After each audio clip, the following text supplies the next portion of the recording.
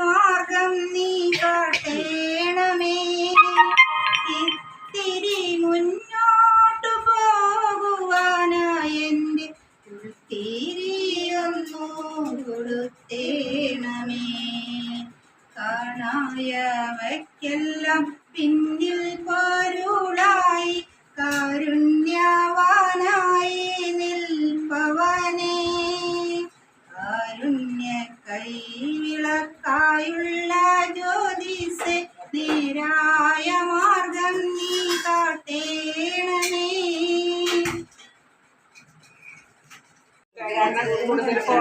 Hello, good morning.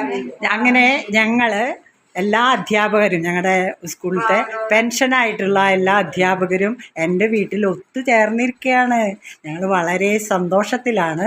ഇതാ ഇരുന്ന് വർത്താനം പറയാ. Hello hello hello. അതെ, നാത്തൂൻ വന്നിട്ടുണ്ട്, ചേച്ചിയും വന്നിട്ടുണ്ട്. അപ്പൊ ഞങ്ങളെ ഇടയ്ക്ക് വർഷത്തിൽ ഇത് ഓർമ്മ പുതുക്കും. വളരെ രസമാണ് ഇങ്ങനെ പങ്കെടുക്കലും. ചേച്ചി വന്നിട്ടുണ്ട്. കഴിഞ്ഞ വർഷം ചേച്ചി ചെറുതുരുത്തി ടൂറിന് വന്നിരുന്നു. അപ്പൊ ഇപ്പൊ ചില ടീച്ചർമാരെ വിളിക്കുമ്പോൾ അവര് പറയാണ്, ഭാരതി ടീച്ചർ പറയാണ്, അല്ല ചേച്ചിനെ വിളിക്കണില്ലേ? അപ്പൊ ഞാന് ചേച്ചീനെയും വിളിച്ചു. അങ്ങനെ ചേച്ചിയും പങ്കെടുത്തു. അങ്ങനെ അങ്ങനെ എല്ലാവരും ചേർന്നിരിക്കുകയാണ്. ഇനി ഇതാ ഞങ്ങള് ഊണ് കഴിക്കും. ഊണ് കഴിച്ച് വളരെ സന്തോഷത്തിൽ ഞങ്ങൾ പിരിയും.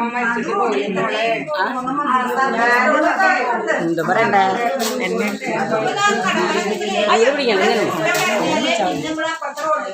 പറയില്ല. അപ്പൊ എല്ലാവരും കണ്ടില്ലേ, നല്ല രസമായിട്ടിരിക്കുകയാണ്. പക്ഷെ കുറച്ച് പേരും കൂടെ വരാനുണ്ട്. വിചാരിച്ചത്ര എല്ലാവരും എത്തിയില്ല. അതിൻ്റെ ഒരു വിഷമുണ്ട്. ഓക്കെ, ഇറങ്ങി നിൽക്കുക കാറ്റിലേക്ക്. അതിൻ്റെ ഒരു വിഷമുണ്ട്. എന്നാലും ഉള്ളവരൊക്കെ വന്നതിന് ഒന്നും ഉണ്ടാവില്ല.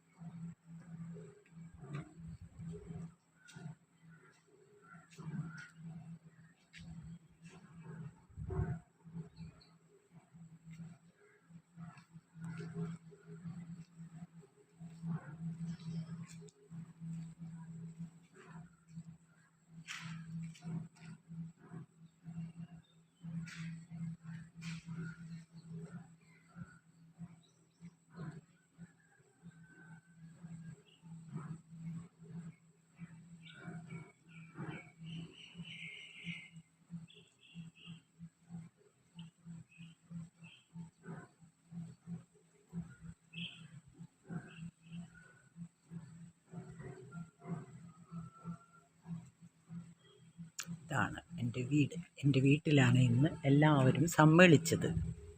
മനോഹരമായൊരു വീട്. കേരള ഗ്രാമത്തിൻ്റെ അന്തരീക്ഷവും ഫ്ലാറ്റുകളും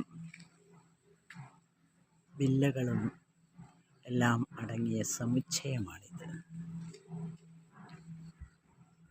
ചിലർ പറയുന്നത് ഇത് തന്നെ ഒരു റിസോർട്ടാണ്. എന്തുകൊണ്ട് ഇതൊരു റിസോർട്ടാകുന്നില്ല?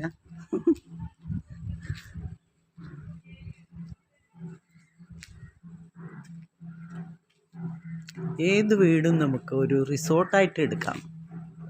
എങ്ങനെയാണ് അതൊരു റിസോർട്ടാകുന്നത്? മനോഹരമായ പെയിൻറ്റിങ്ങുകളും ഇൻറ്റീരിയൽ ഡെക്കറേഷനും കുളങ്ങളും സ്വിമ്മിംഗ് പൂളും എല്ലാം ഒരു വീട്ടിൽ അറേഞ്ച് ചെയ്താൽ അതൊരു റിസോർട്ടാണത്രേ. മാത്രല്ല അവിടെ വീട് അറിയണില്ല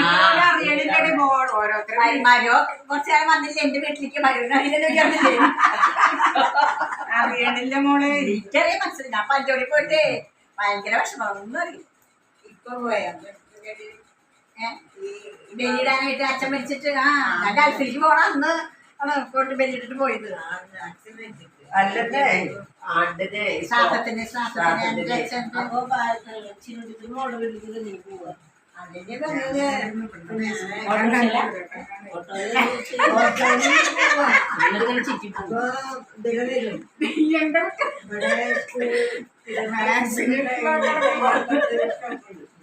അതിലെ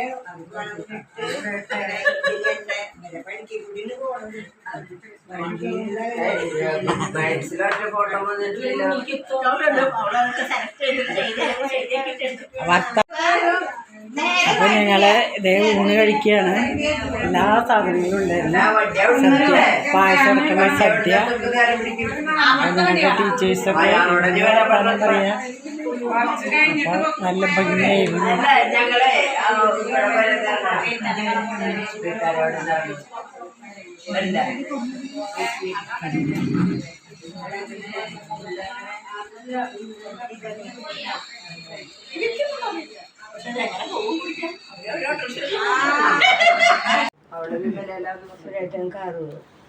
നിന്റെ ചേട്ടനല്ല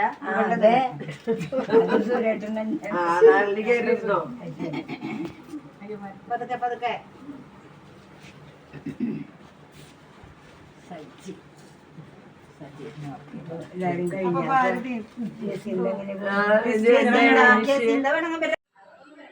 എൻ്റെ പപ്പി ചോറുണ്ണാണ്ട് ഇരിച്ചാണ് കുമ്പാച്ചിട്ട്. കണ്ട നിങ്ങൾ കണ്ട എൻ്റെ പപ്പിച്ച ഒന്നും വേണ്ട അത്ര. 2 തുണ്ട് ചിക്കനും കഴിച്ചിട്ട് ഇരിക്കുക അവന് ഞാൻ എന്താ വേണ്ടേ? അവനൊറ്റ ചിന്തയുള്ളൂ, കാറിൽ കയറണം അത്ര ഉള്ളൂ അല്ലേ മെച്ചനത് മാത്രം മതി.